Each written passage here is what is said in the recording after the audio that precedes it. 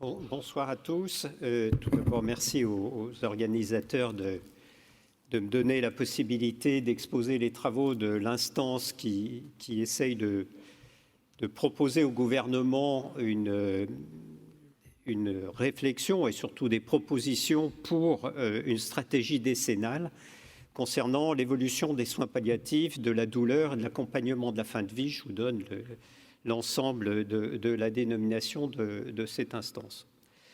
Et on a dénommé le rapport qu'on a remis à la ministre. Et en fait, je pensais qu'il allait être public en acceptant d'intervenir dans cette séance. Il ne l'est pas encore. Donc, vous m'excuserez quelques zones d'ombre que je maintiens dans mon propos cet après-midi.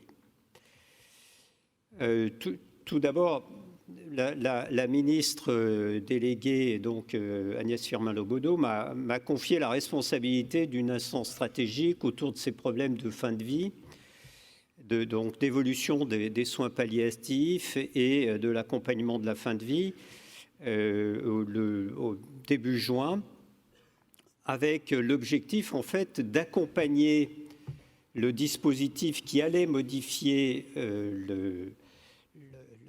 la fin de vie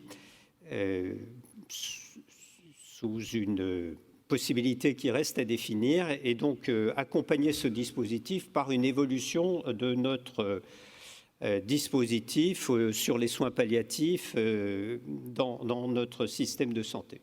Je vous ai mis ici les membres de l'instance que j'ai proposée à la ministre et qui ont accompagné tous ces travaux, notamment 2 inspecteurs de l'IGAS qui ont accompagné ces travaux et un certain nombre de professionnels.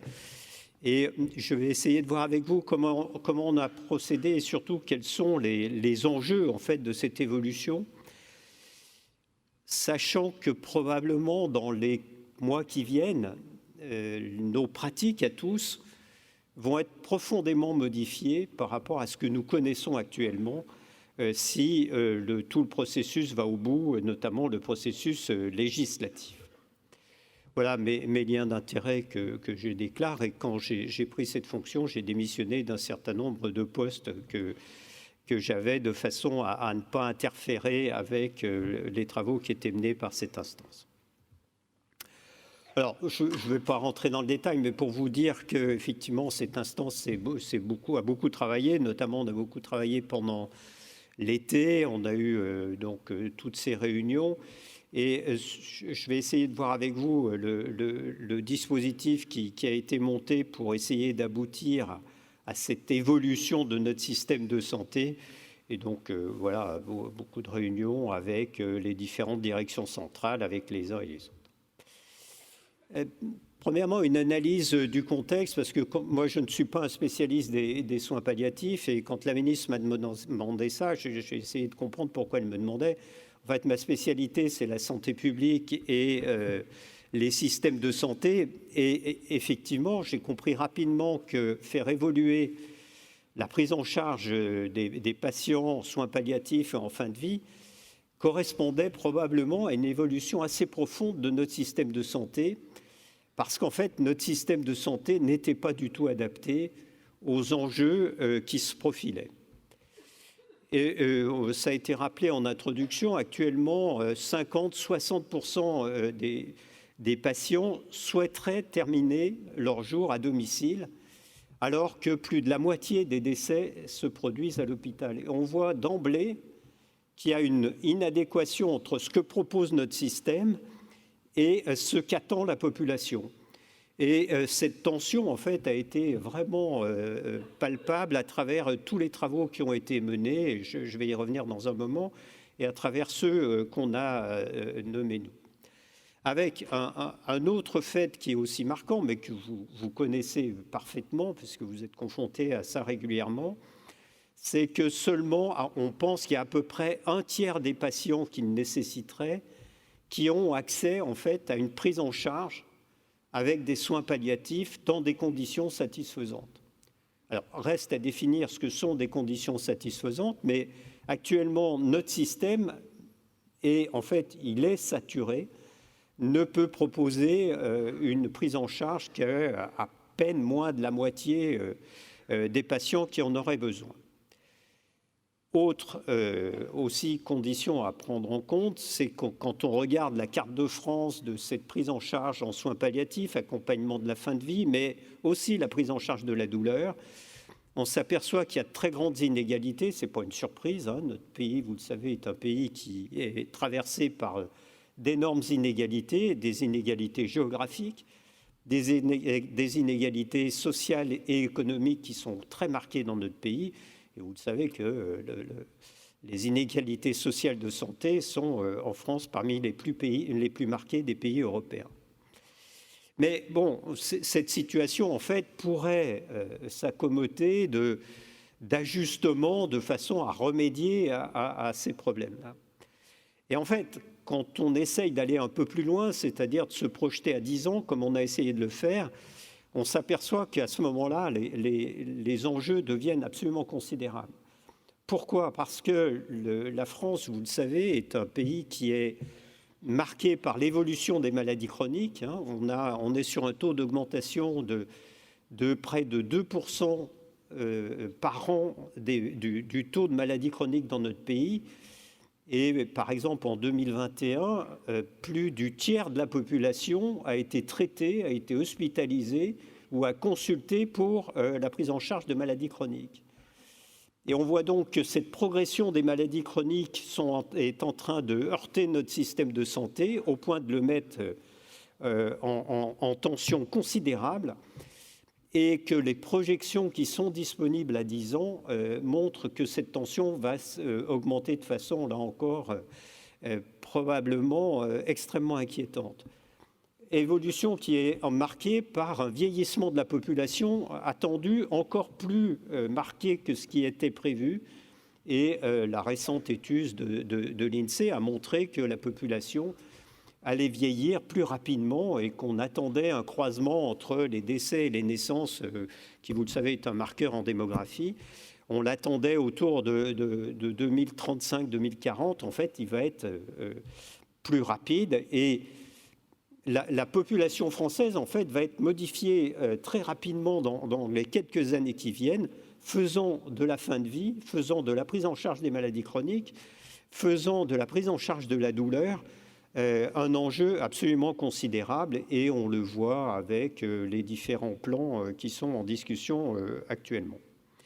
Et si l'on regarde en fait comment sont pris en charge les soins palliatifs, la fin de vie dans notre pays, on s'aperçoit que comme d'habitude, si je peux dire comme ça, la réponse française est une réponse hospitalière. Et que ce qui a marqué les 30, 40 dernières années, même les 50 dernières années d'évolution de notre système de santé, c'est le renforcement de la prise en charge hospitalière. Et on a créé les unités de soins palliatifs hospitalières, on a créé les équipes mobiles de soins palliatifs hospitalières. Et la réponse en France est une réponse hospitalière. Et quand on ouvre la fenêtre et qu'on regarde ce qui se passe dans les autres pays, ce qui est vraiment marquant, c'est que tous les autres pays, en fait, ont une réponse autour des soins primaires. Et cette dissociation entre l'évolution française et l'évolution dans les autres pays est une dissociation qui est inquiétante, dont on pourra reparler si vous le souhaitez, et qui est vraiment préoccupante pour les gens qui s'occupent des systèmes de santé. Et on voit que la Grande-Bretagne, par exemple, a réorienté son système de santé récemment. C'est vrai aussi pour l'Italie, pour les soins palliatifs. C'est vrai pour le Danemark, qui vient de rechanger brutalement son système de santé. Et donc, la France, en fait, est confrontée à une évolution de son système de santé. J'y reviens dans un tout petit moment. Et là encore, si on ouvre la fenêtre et qu'on va voir les départements et territoires ultramarins, là encore, on est frappé de la faible organisation de la prise en charge de soins d'accompagnement ou de soins palliatifs, si vous préférez. Alors, qu'est-ce qui se passe ? Il se passe ce qu'on connaît bien hein, en santé publique quand on analyse l'évolution. C'est qu'en fait, notre système de santé date des années 70. Il a été mis en place pour prendre en charge les maladies aiguës d'une population qui était jeune et d'ailleurs une population qui était motorisée, et en fait n'est plus adaptée à un pays qui est confronté à une évolution vers les maladies chroniques, d'une population vieillissante. Et en fait, on a construit des hôpitaux, des usines à produire des soins en périphérie des villes, et donc d'accès plus difficile, avec des structures de grande taille qui sont organisées comme des usines, avec les mêmes standards que les usines.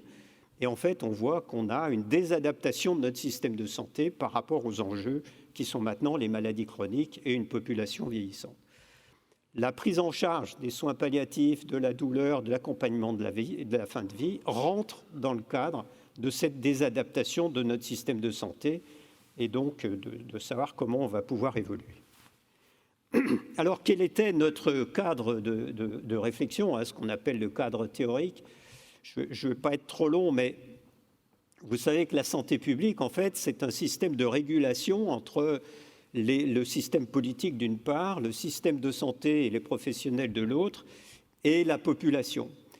Et en fait, ce système de régulation doit être adapté en permanence aux nouveaux enjeux, et on voit que la fin de vie, en fait, pose des enjeux particuliers avec les attentes de la population et ce que propose le système de santé, avec les décideurs qui, cette fois, ont décidé d'engager l'évolution de notre système de santé. Souvent, cette évolution est un peu implicite. Là, il y a une vraie décision de faire évoluer notre système. Et on sent très bien, et je le dis parce qu'on est tous concernés, qu'il y a une tension très forte entre ce qu'attend la population et ce que nous sommes capables de proposer à cette population. Et on voit bien dans toutes les discussions qui ont eu lieu, notamment cet été, cette tension autour de la fin de vie, et notamment de l'aide à mourir, entre les professionnels de santé et la population. Bon, j'y reviens dans un moment dans le processus qui a été mis en place. Autre évolution, autre cadre de réflexion qu'on utilise, autre modèle qu'on utilise, c'est l'émergence de la responsabilité populationnelle des acteurs de soins, c'est-à-dire que nous tous, acteurs du soin, nous ne pouvons plus nous contenter de répondre aux demandes d'une patientèle. Nous avons aussi en charge, forcément, les attentes de la population. Et cette évolution vers une responsabilité populationnelle qui va se faire, qui va prendre du temps, qui va se faire probablement sur 10 ou 15 ans, est une évolution qui va avoir des conséquences inévitablement, qui amène des réflexions, et notamment des réflexions de la médecine générale, bien entendu. Et on peut regarder au Canada ce qui s'est passé depuis le début des années 2000. Alors voilà la méthode qui a été mise en place par le gouvernement pour répondre à cette question. Et vous voyez que d'emblée, le gouvernement a souhaité prendre l'avis de la population sous la forme d'une convention citoyenne. Et ça a été le premier temps, le démarrage de la réflexion autour de la fin de vie. Et vous savez, si vous suivez ces questions, que cette convention citoyenne s'est prononcée pour une aide active à mourir sous différentes possibilités qui ont été évoquées, et en même temps, si je peux dire comme ça, et en même temps sur un développement des soins palliatifs ou des soins d'accompagnement. Et on voit donc que la Convention citoyenne, la population française, si on considère que la Convention citoyenne reflète bien les attendus de la population a deux choses. Un, de pouvoir au moins avoir cette possibilité, et deux, le développement des soins palliatifs. Et c'est vrai que toutes les données qu'on a à notre disposition montrent la faiblesse d'organisation des soins palliatifs en France. Et c'est l'enjeu donc de l'instance d'expertise, c'est le deuxième temps qui a été mis en place, qui était chargé de réfléchir à une stratégie décennale dont je vais vous reparler très rapidement. Et on voit qu'en même temps qu'on préparait la stratégie décennale, les mesures étaient traitées par les directions centrales des ministères. C'est un peu technique, je ne vais pas rentrer dans le détail, mais en même temps étaient menées des concertations avec les professionnels de santé d'une part et avec les parlementaires d'autre part, Et on est actuellement à l'étape d'arbitrage ministériel et par le président de la République de l'ensemble de ce dispositif. Probablement que tout ça devrait déboucher sur une loi probablement courant 2024 permettant de faire évoluer le droit et sur l'aide à mourir et le droit sur les soins palliatifs. Alors voilà les objectifs que nous avons proposés pour l'évolution des soins palliatifs en France. Et forcément, vous allez être extrêmement concernés par ça parce que vous êtes des acteurs vraiment de première ligne et probablement, d'ailleurs, pas simplement de première ligne de cette prise en charge des soins palliatifs. Le premier objectif, c'est d'enclencher les soins d'accompagnement pour tous et le plus précocement possible. Ce qui est marquant quand on regarde ce qui se passe actuellement, c'est que les soins palliatifs, en fait, sont activés quand il n'y a plus de recours au point de vue curatif. Si on regarde les autres pays, c'est absolument pas ce qui se passe, et on enclenche en fait les soins d'accompagnement en même temps que les soins curatifs, ce qui permet de passer, de pondérer les uns par les autres tout au long de la prise en charge. Actuellement, on a aussi un problème, c'est que la douleur, et c'est ce que la population fait remonter dans les différents, à la fois sondages et la Convention citoyenne, la douleur n'est pas systématiquement prise en charge, ce qui est vraiment un objectif qu'on a fixé. Répondre aux enjeux sociétaux, j'en ai parlé, et donc d'introduire de l'innovation dans notre système de santé pour mieux répondre aux demandes sociétales. Et donc, le reste, inscrire dans la loi, et je vous ai parlé de l'évolution de la loi probable. On a aussi un problème, effectivement, de permettre à tout le monde d'accéder à ces soins d'accompagnement, et notamment, c'est vrai pour la pédiatrie, qui souvent n'a pas les réponses qu'elle attend pour cet accompagnement de fin de vie, et pour les publics vulnérables, et je n'ai pas le temps de détailler, mais on sait qu'il y a des défaillances dans notre système, de même que dans les territoires d'outre-mer qui sont assez en retard en termes d'équipement et de prise en charge sur ces soins d'accompagnement. Alors voilà, et je ne vais pas dépasser mon temps, voilà donc ce que nous avons proposé au gouvernement. Je vais prendre 3 exemples. En fait, si on veut vraiment changer notre système, il faut le changer, il faut faire ce qu'on appelle des interventions multiniveaux, c'est-à-dire agir auprès de la population, agir auprès des professionnels, agir sur le système de santé et agir sur l'organisation des soins. Et ça aux différents temps de la prise en charge d'un usager qui devient malade, qui est pris en charge, qui nécessite des soins d'accompagnement et qui peut exprimer une demande de mort. Et vous voyez que la complexité de cette stratégie, qui est donc une intervention multiniveau, comme on dit dans notre jargon, c'est une intervention complexe multiniveau. Et on a proposé donc 15 mesures pour développer la prise en charge, avec un objectif notamment qui est de garantir à toutes les personnes qui en expriment le besoin ou qui en ont besoin, un accès à une prise en charge de soins d'accompagnement et d'accompagnement de la fin de vie. C'est un challenge, actuellement on est autour de 30%, il s'agit de passer de 30 à 100%, et on se donne 10 ans pour que notre système propose une réponse à toutes les personnes qui en expriment le besoin. Autre mesure, si on veut vraiment changer les choses, il faut que la population change son point de vue par rapport à la fin de vie et par rapport à l'accompagnement des maladies chroniques notamment.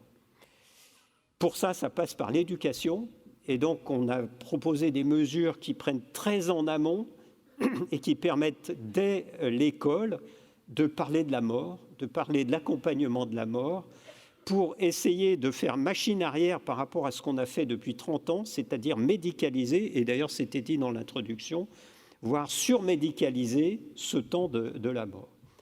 Et il faut en fait qu'on arrive à réintroduire la mort dans la cité, dans la vie du citoyen, sans toujours médicaliser et externaliser ce temps normal de la fin de vie. Autre mesure, c'est bien sûr développer massivement l'enseignement des soins d'accompagnement. Actuellement, c'est vraiment la portion congrue.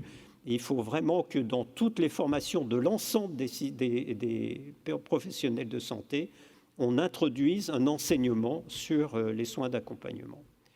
Et dernière mesure qui vous concerne et qui va faire l'objet probablement de discussions, notamment avec la CNAM, c'est qu'il faut qu'on arrive à valoriser mieux les interventions des équipes de soins primaires pour permettre le maintien à domicile ou le maintien en proximité des personnes en fin de vie, de façon à les accompagner au mieux, mais le plus près possible de leur domicile, sans les externaliser dans ces hôpitaux qui sont souvent loin des domiciles et d'un accès plus ou moins facile. Voilà donc les grandes lignes de ce que va être la stratégie décennale sur l'accompagnement de la fin de vie. C'est un enjeu qui est très important parce qu'en fait, si on regarde sur 30 ans, on a médicalisé très fortement cette fin de vie. Et en fait, il s'agit maintenant de la démédicaliser, si je peux dire comme ça, en tous les cas, de lui redonner une place normale dans la cité et dans la vie des individus. Et en fait, on ne pourra y arriver que si on agit sur tous les niveaux et si toutes les parties prenantes, et notamment l'ensemble des professionnels de santé, acceptent de s'impliquer dans l'accompagnement de la fin de vie. Et c'est vrai aussi des collectivités territoriales qui doivent jouer un rôle très important dans cet accompagnement. Et notamment, il y a des mesures qui concernent très fortement les villes, les communautés d'agglomération, enfin les agglomérations, les communautés de communes, etc. Et bien sûr, l'enjeu fondamental, ce sont les acteurs du soin primaire. Et je ne doute pas que vous serez partie prenante de cette évolution de notre système de santé. Je vous remercie.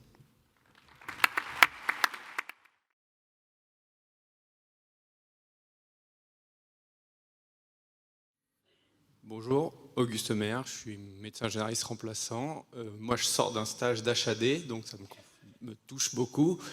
Ma question un petit peu, c'est que ce soit sur l'aide médicale à mourir ou sur même l'éducation, par qui va être fait. Vous avez parlé longuement au début d'un système de soins saturé, voire dépassé. Sur qui on compte actuellement pour mettre ça en place? Est-ce qu'on fait comme en Suisse où on privatise un petit peu les soins palliatifs ou est-ce qu'il y a d'autres solutions? Oui, merci. C'est effectivement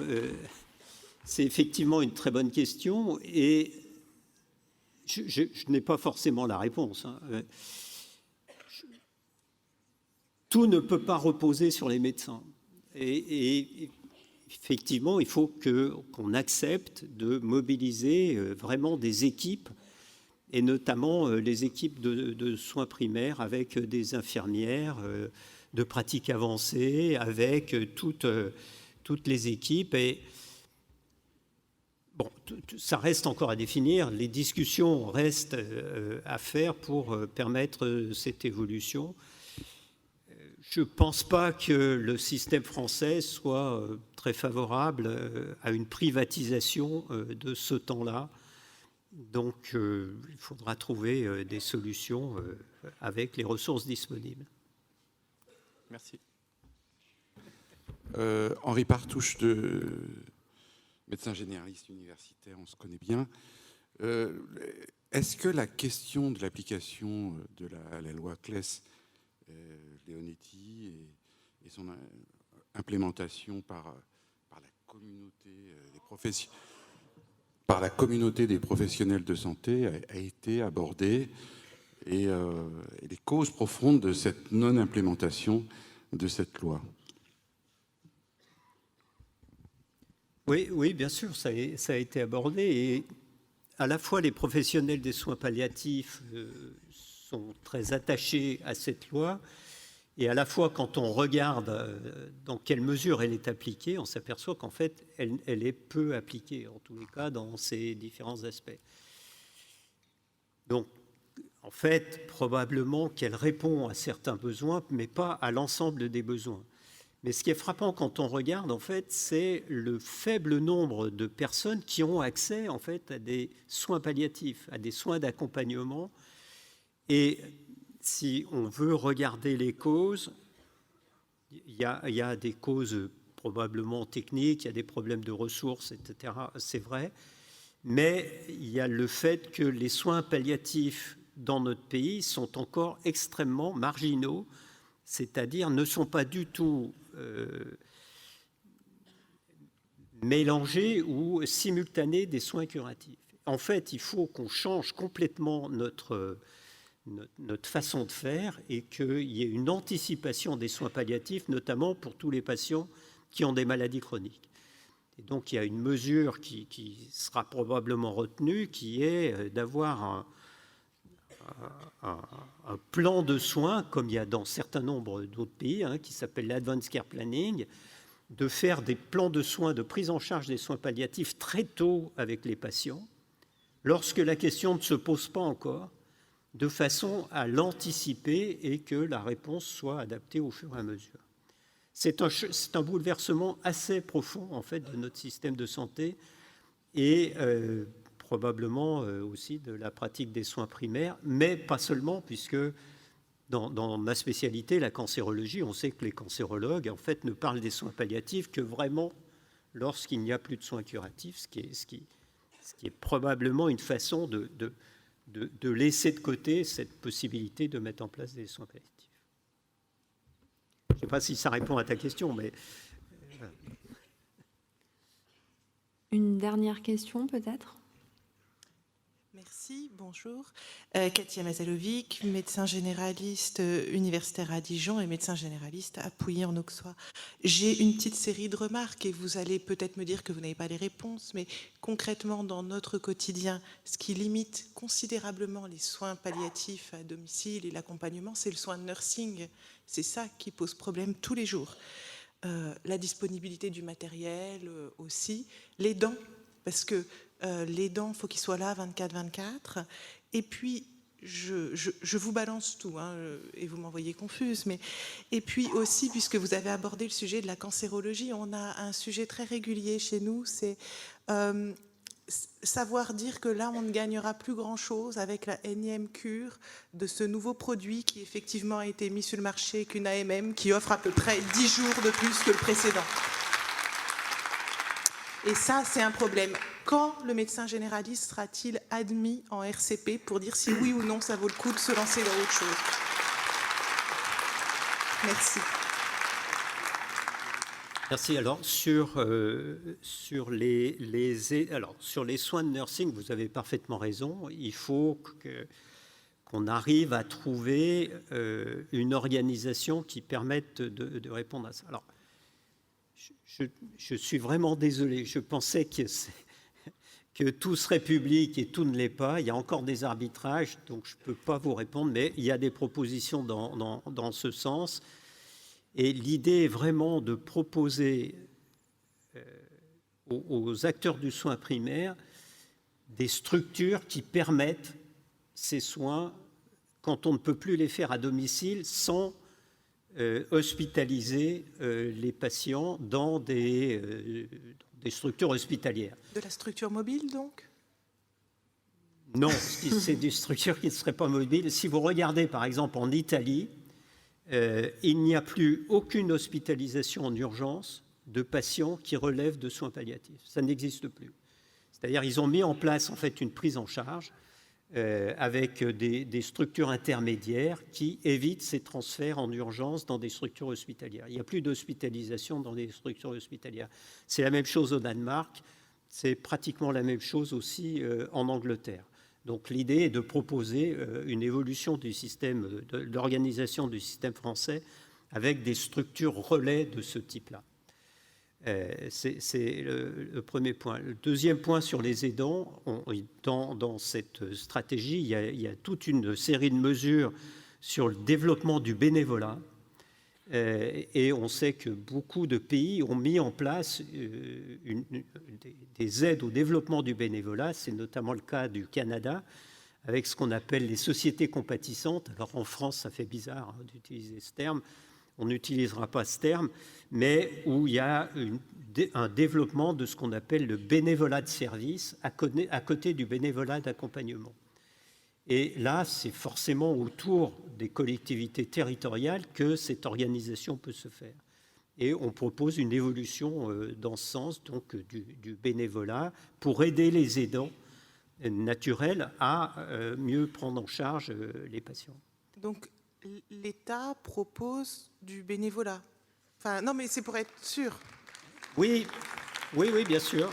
Et propose surtout d'accompagner, de reconnaître et de valoriser le bénévolat. De valoriser financièrement. Enfin, de valoriser financièrement, non? Éventuellement, oui.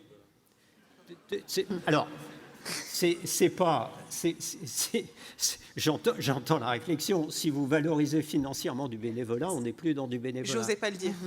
En revanche, il y a des systèmes, mais qui existent à l'étranger. Ça, là aussi, on peut regarder ce qui se passe, qui sont des systèmes de dédommagement et qui permettent le développement du bénévolat. Il y a déjà pas mal de structures qui interviennent sur la base du bénévolat à certains endroits. Le problème, c'est que c'est à nouveau certains endroits, pas d'autres, et donc à nouveau des inégalités. Donc ça, c'est sur le bénévolat. Et le dernier point, excusez-moi. La cancérologie. Et la cancérologie, la solution est probablement autour de l'anticipation, c'est-à-dire d'anticiper cette prise en charge de soins d'accompagnement le plus tôt possible dans la prise en charge. Et c'est probablement comme ça qu'on évitera la énième cure de chimiothérapie, parce qu'il se trouve que j'étais dans la préparation du 3e plan cancer aussi avec Jean-Paul Vernant, qu'on avait proposé des consultations multidisciplinaires sur les soins de recours, ce qu'on avait appelé les soins de recours, et en fait, on n'y est pas arrivé. Donc, si on veut vraiment changer les pratiques, c'est probablement en anticipant le plus possible les soins d'accompagnement qu'on pourra changer les pratiques de ces traitements qui sont faits, parce qu'en fait, les professionnels n'arrivent pas, enfin, à savoir les cancérologues, n'arrivent pas à passer à cette étape de soins d'accompagnement parce qu'ils sont sur une visée curative ou au moins médicamenteuse, disons. Et l'inclusion du généraliste dans tout ça? Alors, l'inclusion du généraliste, en fait, ce qu'on propose, c'est... mais là encore, il faut vraiment qu'on puisse entamer des discussions, c'est d'inverser le flux de décision. C'est-à-dire que la partie hospitalière soit vraiment une partie recours, mais que l'essentiel de la prise en charge, en fait, se fasse dans des structures de soins primaires. On arrivera à prendre l'ensemble des patients en charge, l'ensemble des patients qui ont une maladie chronique, que si, dans les années qui viennent, on arrive à inverser ce flux, c'est-à-dire ne considérer l'hôpital que comme un recours et pas comme une prise en charge primaire et principale des patients porteurs de maladies chroniques. Sinon, c'est impossible. C'est impossible matériellement, c'est impossible financièrement. Merci. Merci beaucoup pour tous ces échanges.